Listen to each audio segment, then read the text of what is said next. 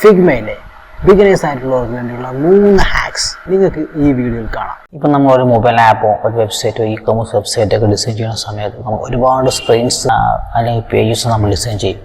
അതിലൊക്കെ ഓരോ എലമെൻറ്റ്സ് ഉള്ള ഒരുപാട് പ്രോപ്പർട്ടീസ് കാണും. പ്രോപ്പർട്ടീസിലെ എലമെൻറ്റ്സിനൊക്കെ എന്തെങ്കിലുമൊക്കെ മാറ്റം വരുത്തണമെങ്കിൽ ഇതിൽ 1 by 1 സെലക്ട് ചെയ്യാൻ ഭയങ്കര ബുദ്ധിമുട്ടായിരിക്കും. അപ്പോൾ അതിന് നമ്മൾ ചെയ്യാൻ പറ്റി പോകുന്നത് ഫസ്റ്റ് നമ്മൾ ഏത് ഒബ്ജക്റ്റിനാണ് സെലക്ട് ചെയ്യേണ്ടത് ആ ഒബ്ജക്റ്റിനെ ജസ്റ്റ് ഒന്ന് സെലക്ട് ചെയ്യുക. അതിൻ്റെ സെയിം ടൈപ്പ് പ്രോപ്പർട്ടീസ് ഉള്ള എലമെൻറ്റ്സിനെ പെട്ടെന്ന് കണ്ടുപിടിക്കാൻ വേണ്ടി എഡിറ്റ് പോവുക. എഡിറ്റ് ചെയ്ത് നമുക്കിവിടെ select with all with same properties. അപ്പോൾ കണ്ടില്ല, നമുക്ക് അതിൻ്റെ സെയിം പ്രോപ്പർട്ടീസ് ഉള്ള എലമെൻറ്റ്സിനെ നമുക്ക് പെട്ടെന്ന് നമുക്ക് സെലക്ട് ചെയ്യാൻ പറ്റും. വേറെ എക്സാമ്പിൾ നോക്കിയോ, ജസ്റ്റ് തന്നെ സെലക്ട് ചെയ്തു, എഡിറ്റ് പോയി, കണ്ടല്ലേ.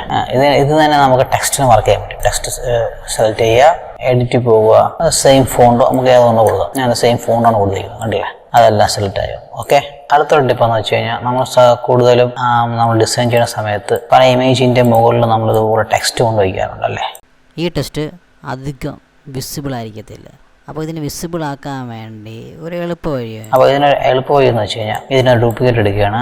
അതിനുശേഷം ഈ ഇമേജിനെ സെലക്ട് ചെയ്യുക. ഈ കാണുന്ന ഫില്ലിൽ ഇമേജ് ഇല്ലേ, അതിൽ പ്ലസ് ബട്ടൺ കിടക്കുന്നുണ്ടല്ലേ, ആഡ് ഫില്ല്, അതൊന്ന് ക്ലിക്ക് ചെയ്ത് കൊടുത്താൽ മതി. നമുക്കിവിടെ വേറൊരു അതിന് തൊട്ട് മുകളിൽ തന്നെ വേറൊരു ലെയർ ആഡ് ആവും. പിന്നെ നമുക്ക് ഇവിടെ വേണമെങ്കിൽ നമുക്ക് കളർ അഡ്ജസ്റ്റ് ചെയ്ത് കൊടുക്കാം. പിന്നെ നമുക്ക് വേണമെങ്കിൽ ഇവിടെ നമുക്ക് ഗ്രേഡിയൻറ്റ്, ഇവിടെ നമുക്ക് വേണമെങ്കിൽ എന്നിട്ട് ഗ്രേഡിയൻറ്റ് നമുക്ക് അഡ്ജസ്റ്റ് ചെയ്യാൻ പറ്റും.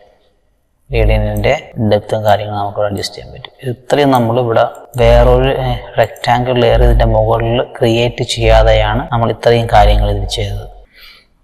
അടുത്ത പ്രധാനപ്പെട്ട വേറൊരു ടിപ്പാണ്, ഇതിപ്പോൾ ഓട്ടോ ലേഔട്ടിൽ സെറ്റ് ചെയ്തിരിക്കുന്ന ഒരു കാർഡാണ്.